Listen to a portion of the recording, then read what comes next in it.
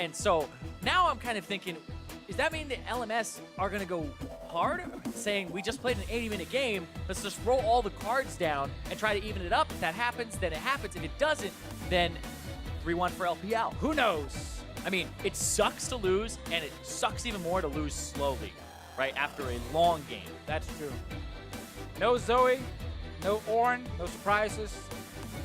A lot of no's so far. Let's see if we get some yeses. Jace No goes Jace. out. No Jace. Yeah, it's going to be some no's to start, I guess. We'll have to deal with it. Well, So will Ziv and the mid laners. 957 also not getting that Ornn. The only one to actually get it. And it was a bad idea for that team. Yeah, it didn't even look like it was an incredibly well-practiced Ornn either, but it's just like Ornn is so busted. That was an Ornn versus Zoe game, too. Malzahar as well banned out, so we see a little bit of that hit in the mid lane once again. yeah, and last time we had the LPL on blue side, they banned Jin here, and then Sejuani got banned by LMS, and we had that, you know, MF first pick situation, but they get rid of the MF. They don't want our first pick it. So we now have like Varus as a pick that's very contested. Jarvan, of course, is a very contested pick as well.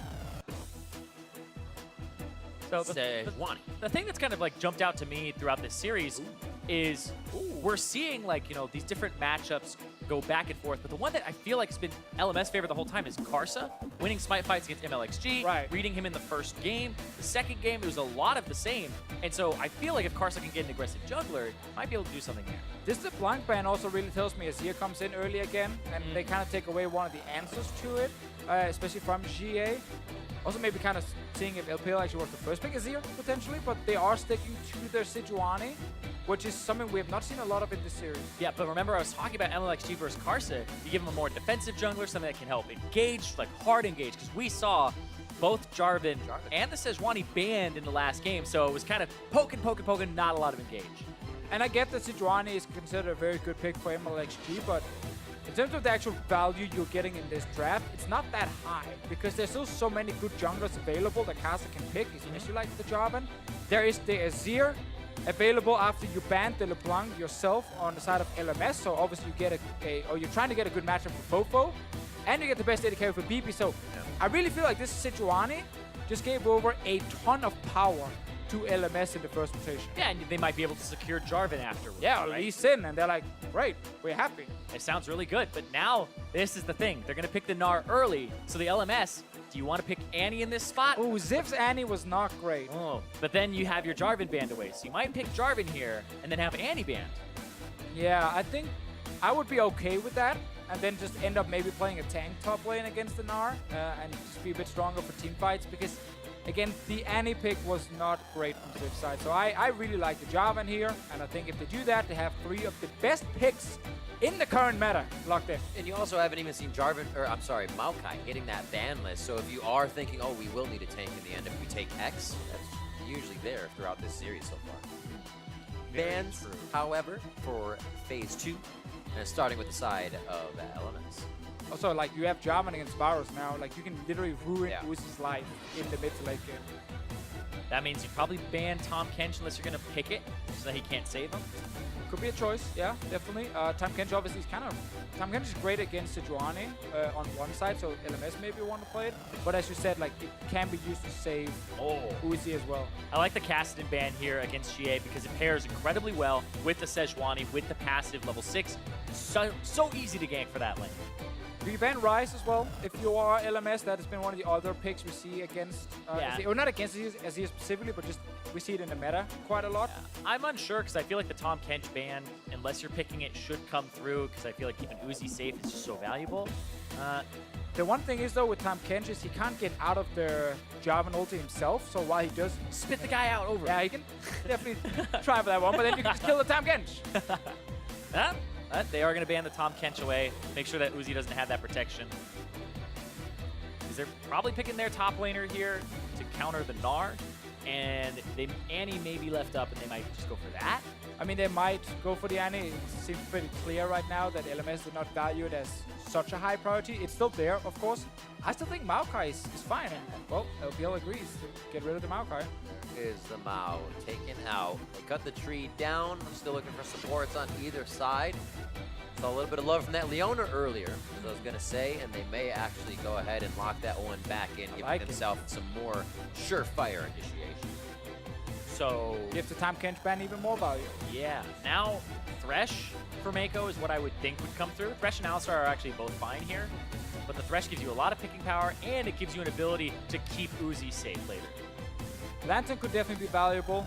Braum and Alistar, 2 other big tanks. Taric is actually something that is valuable against hard engage as well, but we've not seen it that much during this tournament, just a few times. Yeah, I like the Thresh here because you can stop both the J4 and the Leona engage if you're on point, and it gives you a way to also engage yourself. So I feel all around it gives you a lot of versatility in that bottom lane. And there's the Rise we mentioned earlier, so... Oh, actually, no. Maybe they want to change it up. Syndra instead. I miss Syndra. I feel like You miss Syndra? I do. I mean, I always liked her. I watch Syndra. Interesting. So Talia, actually, a lot of people stopped playing Talia after she got changes to her mana costs because rushing Merc Treads wasn't that great, and you had to go Lost Chapter early. Oh, that's your cannon, maybe. We're seeing here, and yes, please, please, because it's so good into Gnar. Lock it in. Thinking about it. Annie's also in his mind. He's like, should I go Annie It's instead? past 5. They're doing Oh, it. They're doing Kennen. it. Past 5 seconds. Yeah, let's go. I love the Kennen pick so much. As we get into the game and we see what he's got going for him, I'll talk more about it, but I'm excited about this. They have a lot of initiation. Kennen can definitely get on target if he wants to, whether that's hit from Karsa or Sword Art. But what are we looking for the LPL here? Kind of a similar composition, but they are giving themselves some initiations. Well, there's, of course, a lot of roaming potential from Talia, but I think there's a lot of risk in this LPL draft. Like, looking at Leona and Jarvan on the side of LMS, that's a lot of tools to kill Varus and Talia during this game. And Thresh in itself, yes, he can lantern out one guy, but that's hard if you're already getting chain CC. Then you're not getting out. And actually what teams can do, especially in the early game, is you can kill the Thresh. He's not that tanky. If you want to camp the bottom lane, you just go for him instead of the Varus. Yeah, and we think about GA, the way that he was playing in the LPL, go to the bottom lane, help out Mystic, right? It was a bottom lane centric team, and I want to see them try to do that here. They have so much CC, so much pick, and the roaming of the Talia can set that up as the LPL are looking at match point to take the All-Stars Dream Team Championship. And they are about to be on the Rift. We'll have to see what Runes Reforged they have chosen, as we also get that Kennen in the game, and said you'll talk about that one. We'll make sure to hit the top lane matchup in general. But it's also been, as we move down one slot, MLXG and Karsa, very big in the early game, whether they have been focusing that top lane or giving it to BB and Sword Art in the bottom. We'll have to see which way it switches up here for Game 4 of the Dream Team All-Star Final matchup. And it looks like he has it. Ziv with the unsealed spellbook. So the reason I love this so much, you don't always take it to swap the summoner spells. Usually like a mid lane Malzahar, you'll swap it like once. This with the Kennen, the reduction of the cooldown of both your flash and your TP later, that's what Kennen wants to do. Flash ulti as AP Kennen. This also gives you ignite for lane pressure. And then the other thing on top of it that really helps it work is, remember when you have these new trees like sorcery, when you take it, it gives you adaptive AD and AP. So adaptive is whichever of the stat you have more of, it will give you more of. And Kennen will start with Doran's Blade. That gives you adaptive AD, so you have about 75 attack damage for the first few levels. Then after you've done like all of your harassing and trying to all in with Ignite and auto attack them down, you back, you buy AP, and then it swaps all of that AD from the sorcery tree into AP, so you get this burst of AP when you have your Hextech Gunblade, or I guess your Revolver. So you end up with swapping it over. So Kennen gets a lot of benefit from Unsealed Spellbook with a sorcery tree. Interesting, messing with your kind of laner's resistances. Yeah, I really like that a lot. We saw it in the Kespa Cup as well with like Misfortune, where they would buy like a Frost Fang on support, and then they'd buy a Serrated Dirk after they were done harassing with E and go for Q-Poke. So using the adaptive parts is something where I think from a design perspective, you were looking more for, this will help both people, but there are some champions that can utilize and swap over. Very interesting. You also decide to actually pull for Karsa down the bottom lane to see if maybe he can reach the top side even faster. Obviously with Ziv and this Kennen, everything you're highlighting right there, Zareen should give him a very strong laning phase where he can try and be a bully, and that's what you normally see with Kennen against Gnar. typically then, if you are pushing early game as a Kennen, you need some backup for yourself, otherwise you could get early ganked. Yeah, and that's the thing is it can really kind of rain on your parade, and then you might have to swap to TP a little earlier than you want. But BB's already taking so much damage. Getting in with those autos, making sure Mako gets his flay hit, passes damage on. And a nice piercing arrow coming in from Uzi. They'll keep it right up to the turret, but also kind of slow it down. Try to get another bit of a wave stacked up here to give a harass to LMS. And we do now see Kasa already on top side again. He had that Leisha blue buff we highlighted. He's doing the Rift Scuttle at the moment, and it just makes it very easy for Ziv to just be a bully and just play super aggressive, knowing his jungler is nearby. Yeah, but this will also give Karsa information that MLXG is near bottom. If you can infer that from the camps that are taken here. And also the fact that, you know, saw 957 get to lane a little bit later.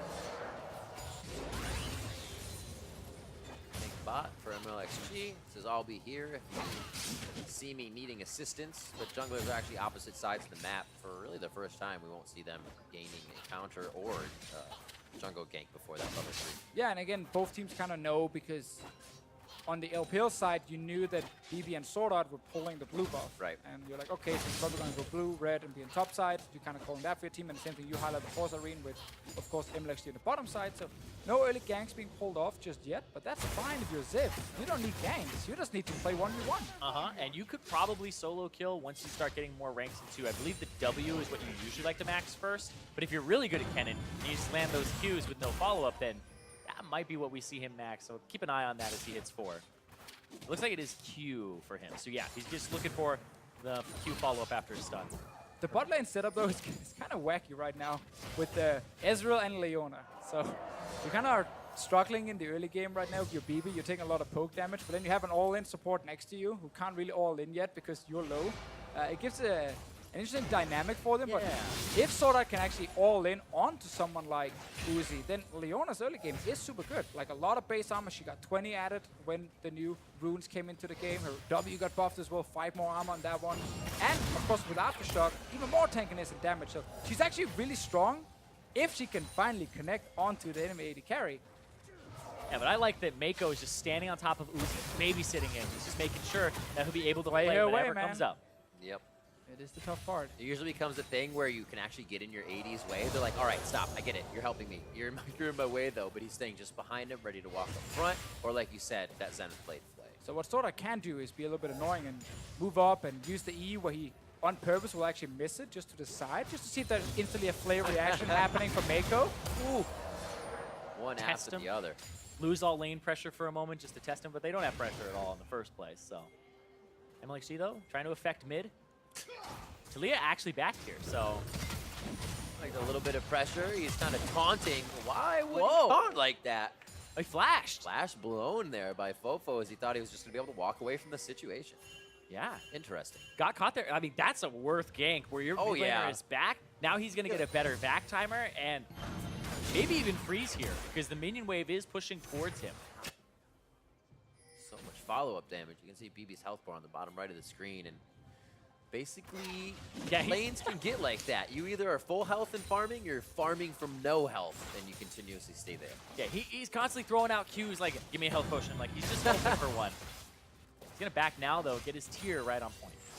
Talk more also about the Kennen top lane. You already highlighted the spellbook. The rest, in terms of his runes, currently in this game here, he has perfect timing, obviously, as you can see with the Hourglass. Then he has Futures Market. Ooh. Try and make sure on his first few back, he can really get a lot of value right there. Interesting. And then also running, in this game here at least, with Cosmic Insight, so a bit more CDR.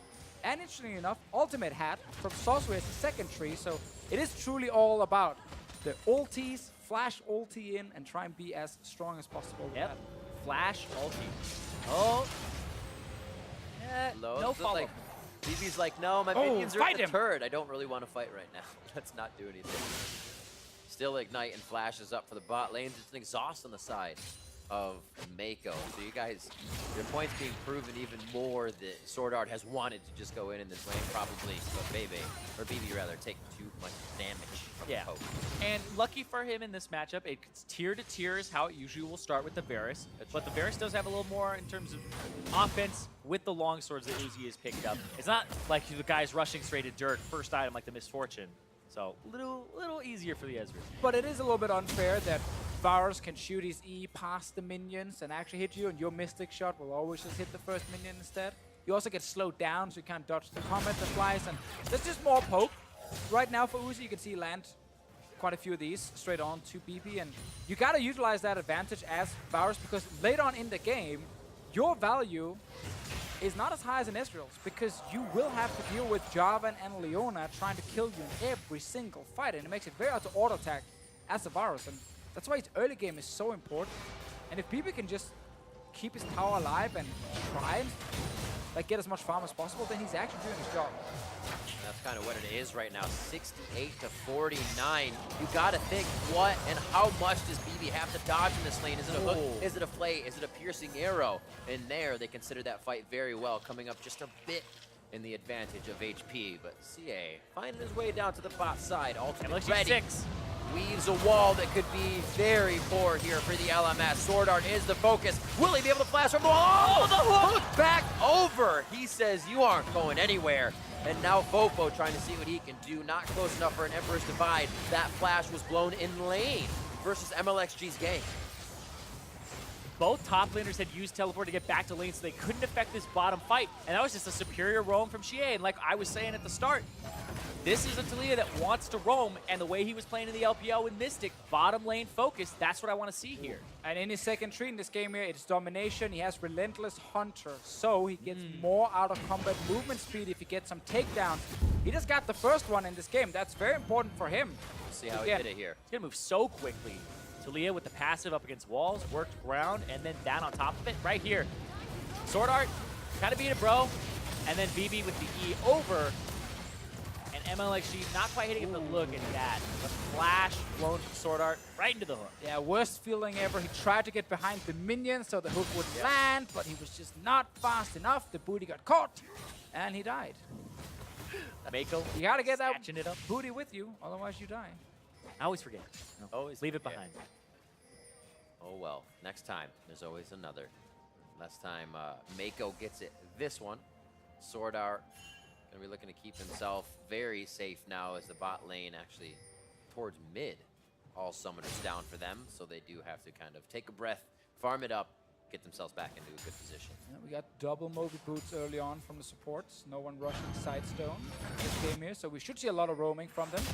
Sword Art will struggle to get out of lane just because Uzi will keep pushing in against BB, so oftentimes you're just stuck under that tower and you're waiting for the second Taliyah roam, and it doesn't feel good. I think they found a bit of the formula here. Winning that bottom side of the map, putting their mid laner on a roaming champion, because they've had pressure in multiple games against BB. And with this matchup, where they have superior wave clear and poke, using it early, you can see that CS advantage already coming through. Yeah, keep getting some damage on turrets, wait for next big ulti, and then you can make the exact same play we just saw before here. 957's TP is on cooldown right now, but it will be up fairly soon, and then he just saves it. And he's ready to join as well. Mako looks very, very close to hitting, and BB has to continuously skirt around just to get his farm in. As we said, also looking for the piercing arrows. But on the bot side isn't the only aggression. Mid is also about to find Well, the thing is, Fofo has to try and keep GA in lane and maybe get some vision of this area. But this is now LPL territory, and they caught Karsa.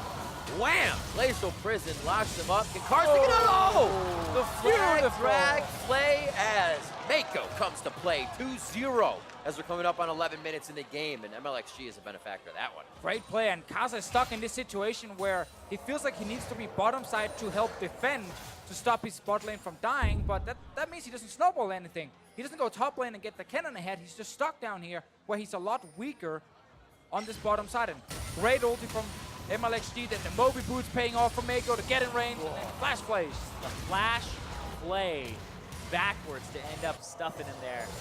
Mako, so far so good. It's that booty again. Not getting out. That's some big hits. Those hooks are going to hit. Sword Art trying to walk through the box. BB But that may be the box that BB goes down. Oh, he switched to Chain of Corruption, hitting its target. Uzi with the snipe there, not with the ability that you would expect, though. I figured it was going to be a move forward auto. Focused on Sword Art and over the shoulder hook shot takes out BB. Sora's gonna try to hold this. And hey, you can see both Uzi and Mako are like, what are you doing? Stop that. Well, Kasa's on the way. Got He's him. baiting. A little more defense from the W. I don't know if it's going to be enough, though. Mako to first start taking the Gotta turret. let No, Ian it goes now. to Uzi. They have to be very careful. And that potion that Sword Art just chugged keeps him alive. First, trying to hold the wave, maybe for his 80 Yeah. carried, and secondly, Yeah, it would have been a good bait. It would have been a good bait. Could have been a good one. They have a control ward in the brush, but right there, another play from Mako. Missing the ult right Kill it, after. though. Oh, sucks for Sword Art right here. The fact you can't get in with your E, then you miss your ult as well, and ulti takes down BB. That's not something I see very often. No, being sniped with a chain of corruption is the final killing blow. Almost never. Now, Yeah. now you know not to do it to somebody because it'll fizzle. Yeah. Don't hit the guy that's going to die.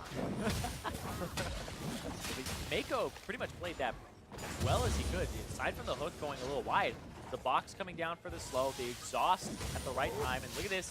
MLXG on the Sejuani already able to affect the lanes a little bit better than the previous game. Picking up the pace. 3-0. That's something that doesn't feel good either. Ziv's been like, I'm farming great, we're doing okay, I'm only a few behind. Oh wait, no, I don't know this lane anymore at all. Wait a minute. So the map is being heavily affected. Mako on point. The one at the turret, a little bit easier to read because Sword Art's gonna want it. That was in the middle of the lane. He is on point. This is what Mako fans have been looking for, right? That thresh, that pick that he is known for a lot of the times.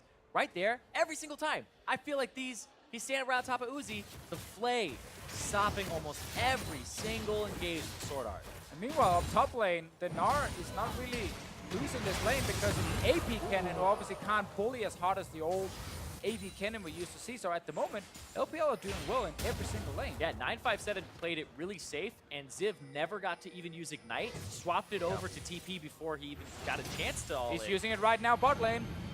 And there it is. Far behind, Lantern over to the right side. He actually cancels that on Fountain, so we'll be able to get back to lane. It is so beautiful to watch a support just protect his AD carry like this. Like Flays, the Lantern here, using the Moby Boots to get further away. Like just great knowledge from Mako. In the fog, trying to stun lock and get Karsa there. Oh, I don't know if Ziv wants that. He jumps off early. Wow, I don't like he gets out of this one alive. They drop Karsa, and they want more. They say, put down the Weaver's wall so we can weave a few more kills. The LPL. The pick after the pick after the pick, the constant CC chains are coming through, and they are making this bottom lane's lives miserable. This is exactly what you need as an LPL fan after that 80-minute game. A strong early game performance where they're snowballing. MLXG gets caught at first, but after all the CC, he just gets out, throws the ulti back, swag move. That was a Talia seismic shove to finish off Karsa. And then as the Leona's flashed away, Chain of Corruption #2 for the game comes out. LPL on fire out of the gates here. 5 kills in 15 minutes. And now don't slow down. No, don't slow down. 5,000 gold lead. You just killed that bot lane tower. Get Uzi in a new lane where you can kill another turret or take down an early Drake. Just do something to keep pushing the pace. Wild card, no breaks. And you actually see they're going mid. Mako. He might be able to pull himself back. Mako's still pretty tanky, but not enough under the turret. Uzi's in a bad spot. This is a chase from Sword Art, but the team calls him off as they don't want to fully go for the fight. I'm not even mad. Oh, they didn't fully call him off. They get the the solar flare down. Very nicely done. And CA moves a little too far forward. Now you can be even happier. They did something. It wasn't great, but they did something.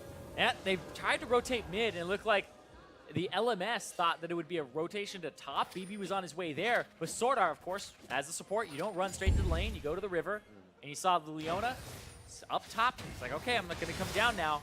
And immediately responding to seeing Mako in mid lane. And they just collapsed. That was a great shove back from Fofo. And Mako with no flash, because he's been making plays left and right. It's all about that confidence from the early plays you made.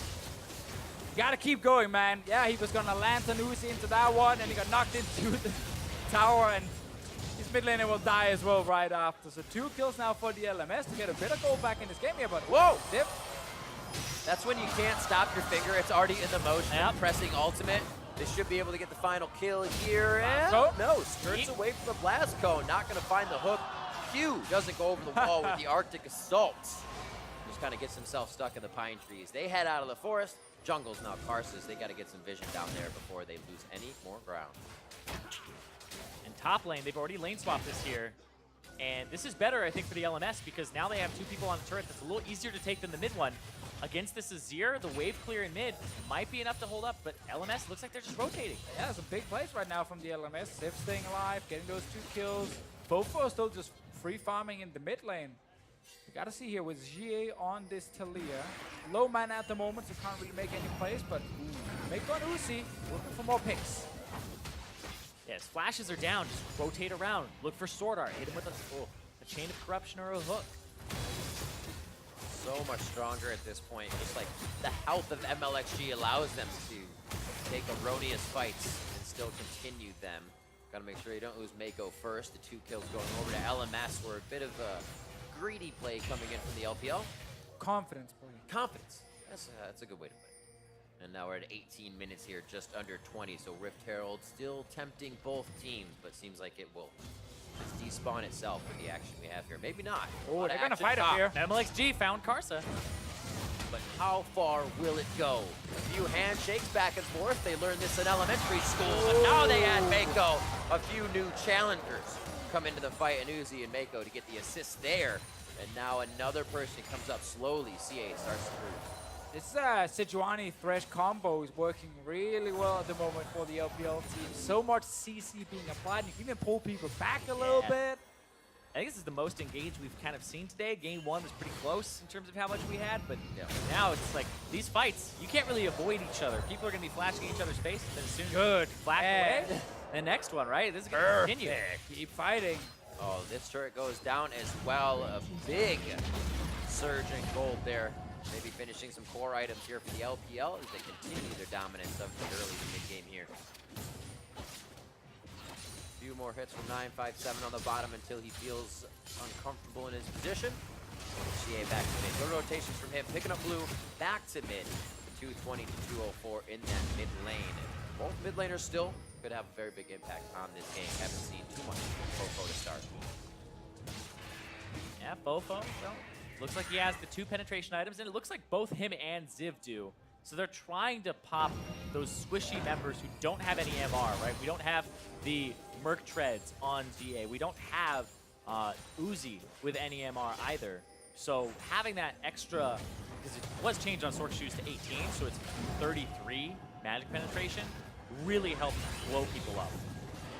Take it! That's rude.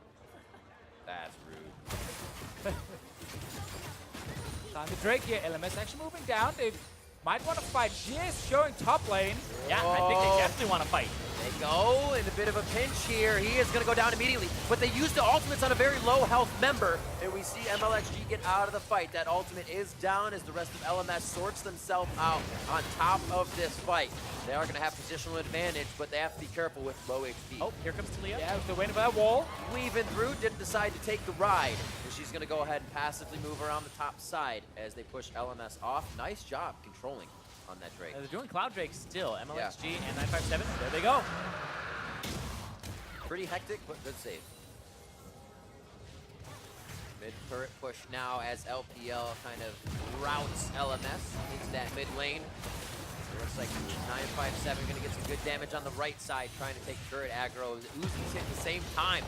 Damage on the turret is what they need, and they did focus it right away. Beautiful chance to get in there. Hit by 957, throws LMS against the wall as they get confidence while the turret goes low, and BB is trying to fire back and stop the onslaught. Again, LPL here constantly trying to push for more turrets, more objectives. MLXG took a lot of damage before the fight even started and stayed in anyway, but managed to get a 1-for-1 and the mid lane turret, so I call worth it. I'll go with you on that one. We'll see it again, then we can even double determine if it's worth it. So well done here from 957. Oh, the flash, the reposition, and then the Gnar. That was pretty much everybody out of that fight. Oh my god, oh, okay. Ziv sold his broken stopwatch. I know you're going to eventually build the Zonias you would hope on Kennen, but he just wanted more gold to start getting towards item spikes faster. The red buff. 80 carries Mortal Enemy. It happens all the time in North America. Oh, will he do it again? Will it reset? Ah, got it. Nope. We weren't allowed to see it though. I'm also still waiting for Ziv to kind of land that big flash ulti. Yeah. We were kind of waiting 80 minutes in the last game as well for him to do it on Annie. I think we got one at the end. You're right. But Yeah. in So this what you're one saying here, is you're still waiting. I'm definitely still waiting. He's on this cannon here. He didn't manage to bully the lane, so that wasn't too great for him. Obviously, that's one of the problems with the AP cannon. It's not as strong as early game. But now, rank 2 ultis there. Leandris is ready. No hourglass, of course, so it's a bit risky, but you gotta get in there. Protobuild is coming. We need that big flank ulti from Zip, otherwise they're gonna lose the fight. And I feel like the beauty of the spellbook is you get to fish for it more. If you go for a TP flash and you make the play, hold on. Follow-up damage, that's the ultimate coming in from Mako. They decide to commit just a little bit, and yes, Xie is able to make it over to the side and help his team out on the wing. They pick up another kill, and that is going to be Sword Art down as LPL moves to the middle turret. I try instead of a tower dive mid here, we have 957 moving around on the Gnar. Mako and MLXG on the other side, but still a little bit too early for them to start the Baron just by killing the support. So they're looking for damage on mid turret. Ooh. Now what BB wants to get, doesn't have too much sustain himself. Sejuani ult from the side, a little bit of zoning, if you will. It doesn't look like LMS buys it. Bofo says we're going in, we can still protect this with those ultimates down, and LMS puts their foot down. Yep. And Ziv completed the proto belt here. And like I was saying with the Unsealed Spellbook, if you flash and teleport behind the person, you're going to have it on a shorter cooldown than if they TP and answer. And even if people flash away from you. So you'll have about a 90-second plus window where you can try to make that play again, and they wouldn't be able to flash away. It's gonna be hard for him though to push the Gnar actually away in the side lane. Gnar should be able to do more than fine there. At least they can TP together, as you said. And then If you can get his TP, it's actually a win for you with Unsealed Spellbook most of the time. It's the feed to win cannon. I saw Smep do it, where he jumped in, he gets everybody's flash, and he dies. He has the most deaths on his team, but then the next time he does it, he gets like 4 people and it's the hero play. Scoreline won't be beautiful, but you can, you know, clip it, put it in montage. Make sure you get rid of all the bad cannon ultis, put all the good ones in. it will never beat the Smep ulti though from World. That's true. No matter what.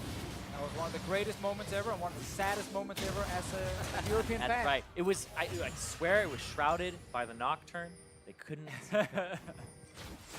Oh man. We cheered and we cried.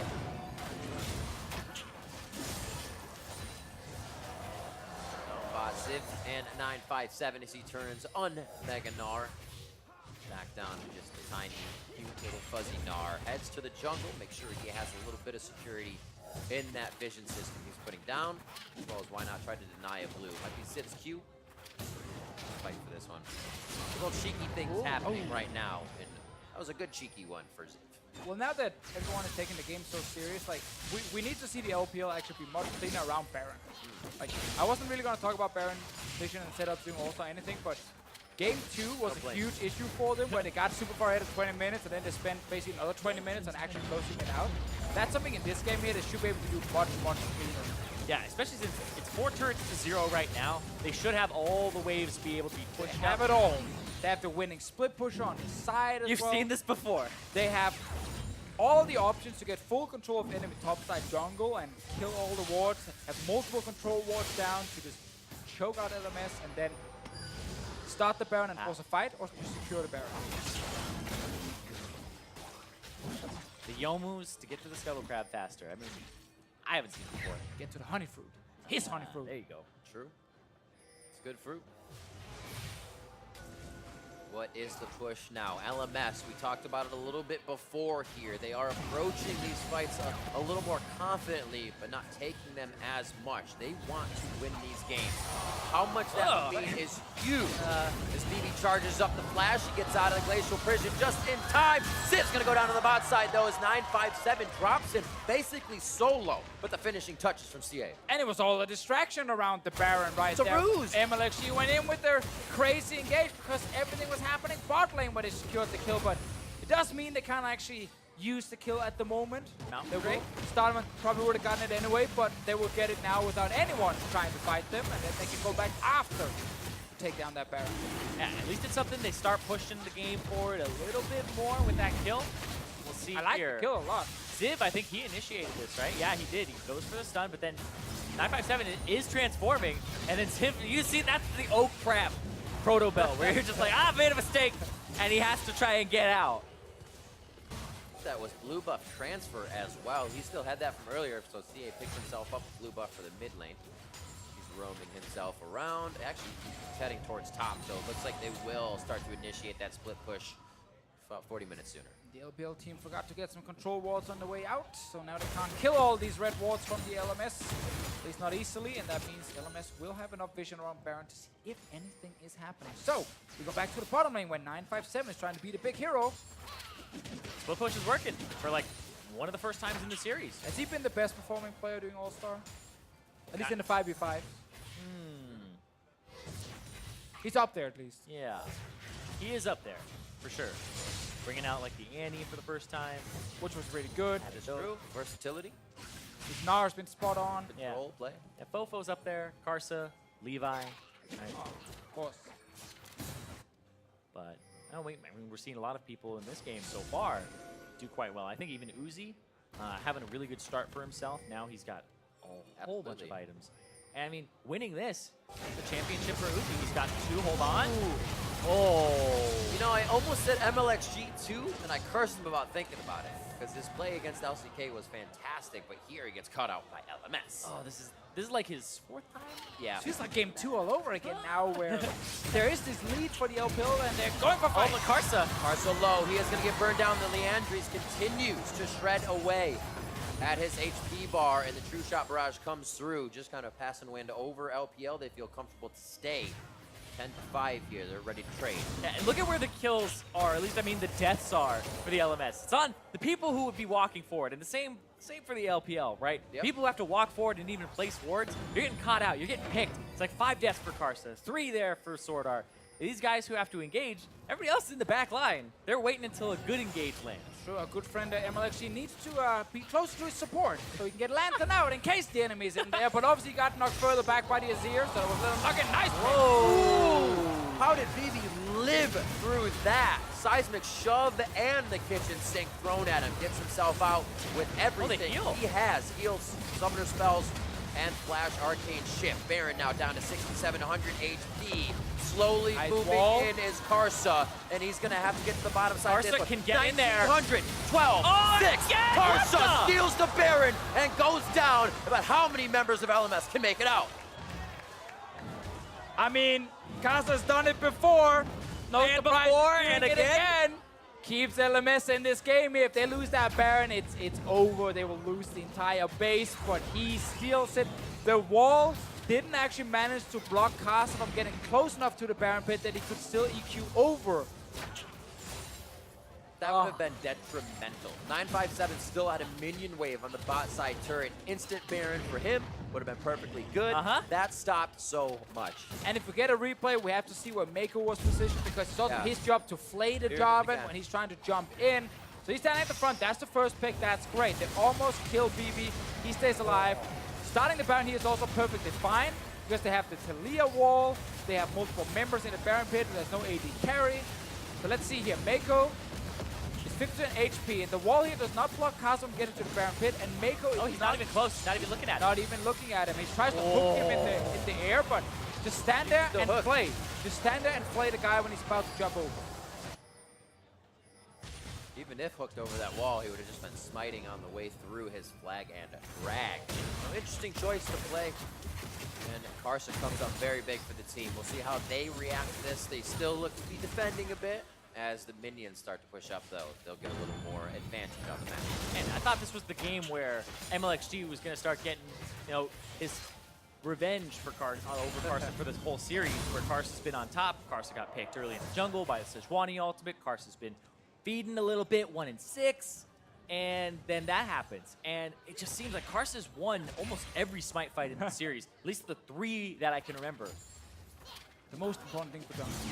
Yeah. Smiting. I mean, That's how you determine if they're good enough. exactly. Karsa lost the last game, went in, got the smite on the Baron, and he was still all smiles. Like, I did my job.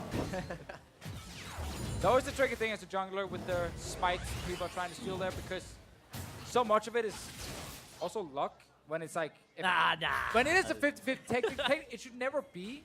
Because you can also coordinate with your team when you are actually, you know, just like nuking down the Baron, and then you can time the smite. But randomly this guy slides in, he gets it, and skill, luck, both things matter. A little bit of both. Big CA in that mid lane. We see him top side, rather. 6-1 and 2. 350 CS to 313. Fofo is probably going to go up soon as they are forced to clear these waves getting pushed in right now with their Baron, which sounds odd. There are only 45 seconds of that left. But really, that was a kind of a pause button for LPL that LMS was able to create by stealing that with Carson. Yeah, and it allows them to hit some item spikes. This Azir now has the Void Staff. The Kennen also has the Void Staff. There's so much penetration on this team. Yeah, you're seeing Uzi saying, all right, gotta get the Mock. And in the mid lane, this guy is incredibly squishy now. GA, though, does have the Rylai's for a little bit more HP. But yeah, if you can get on top of him with these two mages that have a lot of penetration, might be able to obliterate a whole team. Still waiting for that Kennen flash. Yeah, I'm waiting for the ult. I've seen like one. Is ultimate hat even close to stacked? All right, Zip, rank 3 now. 3 AP items completed. TP. He's sitting in base right now. Is there any wards behind he can TP on? There is one down there near the Drake. Just pinged it. That's where you got. That's where you got to hustle. Right. Yeah. There we go. All right, from the backside, is the fight too early? Flayed out. Uzi's dead immediately. Karso with his eyes on Here the he prize. comes. Mako going down. Ziv is in the fight, and he says, hey, CA. He goes down. And there it is, Irene. Smile across your face and the LPL. It was just a Kennen TP and flash. It's not like sorry, until LMS. Spellbook held him there. The LMS. But yes, the LMS comes out on top. He did it! He finally did it. Went in, Got a kill. and he got a broken stopwatch again now. There we go. All right, yeah. But LMS, that's going to give them a turret after the fact that Karsa stole that Baron. Now they'll get some structures back. Yeah, it's been some big plays right here from the LMS to get back in this game. They're trying to even out the goal This score might be as well. two. I mean, they're going to get another turret in the bottom, and that's for sure. Cloud break Baron. on the retreat. Baron still pays off in the end. Very, I mean, it still yeah, gave the goal. enough time to stave off and, like you said, get those core items. 176. I believe the Baron power play actually counts the gold you get for killing the Baron as well. Ooh, we're going to get another fight here. I'm like, if he wants to go for it. 957 is on the way with Mininar, though. All right. They'd have to stall for quite a while before you actually have. Yeah, Bash Brothers initiation here. They're going to lose about half of their HP, which is interesting because it still looks like they could initiate the fight, but choose not to. LMS very prepared in these skirmishes. This is the push away so you can get the Cloud Drake and occupy that space. Right. Kind of that vacuum of power. But yeah, Uzi hit right on the head with the ultimate there, and Mako still even gets the flay, and Uzi flashes, but then just, if you want that Varus dead with this composition, hey, he's going to die. I love how Zip comes in and it looks great with the flash roll. I'm not even sure he needed the flash right there. He was kind of like, oh, this one guy. But anyway, he just wanted to do it. He wanted to show he could do it, and he did. Uzi, though, for the next few fights, there should be a QSS coming in soon to avoid that kind of Leona ult from happening. He literally has it now after that. There we go. Uzi picks it up, realizing he needs it to stay alive. Should be better for the next fight. And now there's no flash engage from Zip just yet. A few more minutes. We'll see here, it's actually 86 seconds on it. It's a 210-second cooldown flash and teleport total. He also has Cosmic Insight in there, so it's a 3-minute and 30-second summoner spell as opposed to 5. So that gives him a 90-second window to work with when he has the advantage. They want to gank 957. He's Mega not. Nars jumps right out of the flag and drag. He's going to go ahead and 1v1 on the other side as CA gets dropped in the jungle. Ziv going to keep himself alive with a quick lightning rush at the end. But that's Fofo picking up 2 kills, and they got the flash out of 957. And GA. The crazy comeback is happening right now. It starts with the Baron steal into a one-team fight, and now in the side lane, the LPL team thought they could actually gank Ziv. No. Not today, and you can see they backed immediately. Time to go to Baron. Up in 13 seconds, and that will be before both 957 and CA are back up. So they'll be able to get damage on it, and only one of those guys has TP even joined. Oh, there might be another fight here. Oh for the support. word! Right onto Mako, instantly down. Says nobody else can be saved from the fight now or get blocked off by that box. If you want to fight us, we're right back on you. They're going to get this Baron as well here unless Uzi and MLXC can stop it, but MLXC wants to try and get a steal. Nope. That's how you deny a jungler from getting into the Baron pit. You throw everything at him. Throw your face, throw the R, everything. Get out of my face. Yeah, Fofo just he put himself in front of him just in case, because the Sejuani Q will stop on the first champion hit. Yep. So, no, make sure that nothing happens there. Oh. Yeah. No, it's Fofo in the bush. They did not suspect that he would be there, and he had a control ward. That was really, because it looked like they were ready to take a 2-on-2, not the 3-on-2. Plus 3 soldiers. Just a really good bait right there. Like hiding in the brush, you don't expect it. I think it's just an easy kill on the cannon in the side lane. Ends up costing them the Baron. Gold lead. It's gone. It's dead even right now. And that play isn't something we saw in the other games either. That would have been 5 minutes of tiptoe warding and then a little bit of movement. But you see, LPL tries to pull the trigger, LMS is ready. Yeah, and from like a vanilla strategy standpoint, there's no reason for the Azir to be there, and that's what makes that a good True. play. Because he Yeah, should exactly. be Why somewhere is else. this guy here? Exactly. So you go, he should be over here, and your assumptions are then used against you. It was perfectly executed there from the element. So what you're saying is it's not the LPL's fault. Then. I'm saying if they're playing it by the book, yeah. That one was a good play by LMS for sure. Absolutely. Earlier with the Absolutely. Baron, that was on LPL. Gold, very, very close. Only within a few hundred. Pocket change here for both these teams. Coming up on 40 minutes in the game. Piercing arrow from Uzi. Whoa, whoa, whoa. I mean, I know going at a lot of skill shots is one way to get out of them, but a hook, that takes some balls. That's the Dark Souls dodge where you roll into the guy, and it's like, I have my iframes right about now. BB really playing with fire right now, but the rest of the team is lit up and ready to go right behind him. They take down mid. They got a nice wave behind it, all baroned up. Continue the damage on this second turret. Ooh. Quick cleanse as that looked to be MLXG's in. They find Garza on the outside. 1 in, 1 out. Mopo goes in on the flag. He's gonna get in. A shuffle. Bye. MLXG is in. Save under the turret. That's going to be the slicing Maelstrom, slicing straight through. The entire team of the LPL kills are for BB as he soaks up the triple. We got the big engage right there with the cannon. Quadra! They're just going to finish the game now. Yeah, push up. Is going to put a timer on the LPL, and it looks about 48 seconds. BB has the only pentakill so far of the tournament. They're going to try to go for 2. Possibly. It has quite an extension on it if BB can still get some shots over to CA to keep that alive. They're going to say Nexus. CA says walk this way. They say we're not paying attention. There's a few more shots. The kill goes over to Fofo. And ladies and gentlemen, we're going to a game 5 for these dream teams. What a turnaround. Just like in game 2, LPL win the early game. They look so far ahead. But then when they have to play around this Baron, everything just falls apart. The game 2 one was close. This game, Casa steals the Baron. And then they win a fight in the bot lane. They surprise 957 and GA.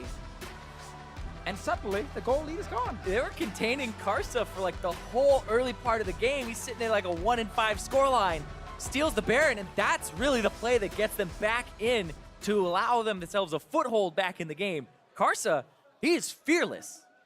The man of the hour, or at least man of game 4. It's been about an hour since the last since those 3 steals have happened. Got a So point. Definitely Absolutely. learned that we can't fully trust the LPL if they get a massive lead.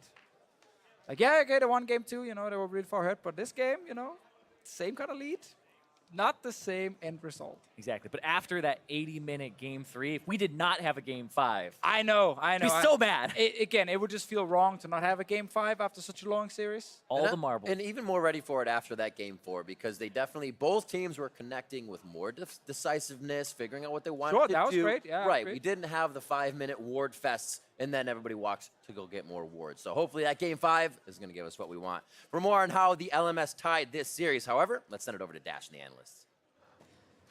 Thank you very much, Riv. Exasperated faces back here as we're trying to make sense of what's going on in this best of 5. But either way, we are going to a 5th game. These two teams, I think, they must have heard that this is the last competitive series of 2017. They wanted to give us as much League of Legends as they possibly could, and we're going to a game 5. Yeah, and Karsa giving us some good League of Legends. I mean, a lot of these Baron steals, I know it's been kind of hit and miss, a little bit swingy, a little League bit. of Legends 1 and 6. 1 and 4. Hey, But he very got- effective 1 and 6. But he got the Baron steal, and that's what matters because it lasted long enough that Ziv was able to learn how to play Cannon and figure out how to hit those big ultimates. Honestly, so like as much as it's a joke, so much of the series has just been about the Baron and the LPL's extreme inability to play around Baron, to take Baron, to deny the steals on Baron. Like, they just seem so bad around that objective that it's been pretty nuts in this comical, series. you'd have to say.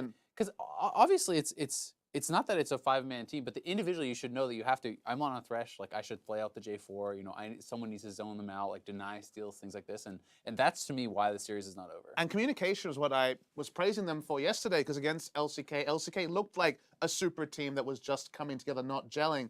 And the communication from the LPL, their ability to play to win conditions, was significantly better. When it comes to Baron setups, LMS have been light years ahead. They've been way, way better at setting up for Barons. We showed a replay already in the last game of them taking a very decisive Baron here. When they finally went to a Baron about the 30 minutes in, 35 minutes in, they were able to gatekeep the enemy jungler from getting in the pit and rush it down when it was the right time. These are the sort of things that are allowing them to get back in after the LPL had another great early game, but just really kind of once again kind of just didn't know how to close from there. And it feels really cheap to say this, but I actually do think it comes to endurance and not being exhausted and keeping your focus. These are very long games, and as you know, kind of exhausted as we are trying to figure everything out back here, you can see it on the players' faces. It's like 4 hours 40 into the series right now. Yeah. Exactly. And after every Uzi game, was doing 1v1s before that. That's true. Uzi had his head down, you know, he was scratching the back of his head trying to figure out what happened, and I can only imagine how they're feeling. Oh, pressure is mounting, and now it is do or die match point for both of these squads. But you talk about the early game crafted by the LPL. A large factor of that early game is Mako specifically, and I want to take a look at him on this Thresh. Yeah, so this is a signature pick for Mako. The early game looks phenomenal for the LPL, and it's in part because of the crazy plays that he's making in tandem with MLXG right there. And it wasn't just that one, it was multiple plays repeatedly. I mean, this is in the next passage of play, and you know, when you're starting to think of MVPs on both sides, Mako's playmaking has been consistent the entire series. Wasn't enough to get it done. This in this early pretty game. epic by Uzi as well. How often do you kill people with Varus ultimate? That doesn't happen very Very rare. Not at all. And I mean, honestly, the early game in general for their bot lane as a whole has been very strong. I think that, you know, Uzi and Mako have been laning very, very well. Like, there's individual parts that are all looking great, which is kind of what you expect at All-Stars, but it's really not been coming together, especially around objectives. It feels like there's no clear focus of what they're trying to do, or maybe who's calling it, so maybe some indecision. Right, yeah, so let's talk about those objectives, because obviously communication, we pointed out, this not being a 5-man roster that's persisted throughout the season, has had tremendous practice, yes, that minor boot camp, but communication should be expected to not be the cleanest and crispest we've ever seen, at least through the entirety of a year. But to your point, Azael, these are still professional players. And at the end of the day, world. they know what their role is when they step up to that Baron pit. Okay, I'm the Jen, I'm the Thresh. I have the ability to peel, to get that smite threat out of the pit, and that's not coming together in this instance. So for the LPL, who has been able to mount these, early game leads, is it simply decisiveness around the Baron where they need to be willing to almost take more risk and say, let's just full commit? Or are they respecting LMS too much by saying, hey, we're going to let this game extend another 15 minutes and continue to dance around these objectives? It's too extreme. So there are instances where you are seeing that decisiveness come through, and then Carson makes a steal. That's because in the LPL, they're always going to flip coins. They're just massive gamblers, and they say, I'm the better player, so I know I'm going to make the smite. Guess what? You're not the better player than Carson. He's going to steal it time and time again from you. Or they're way too indecisive, and they fumble the setup, which goes back to the vision control, which has plagued the LPL from the very beginning. And in terms of consistency, one consistent thing that we've seen the LMS do, ban Malzahar. Malzahar's suppression does interrupt Smite, makes it more likely that, okay, it's not a 50-50 anymore, it's an 80-20 suddenly. And that being banned has really stopped the decisive flash ults and engages. It's only just been the Annie or one-off initiators. They've never had double initiate, and I think that stopped the reliability of the turns that were working against Korea.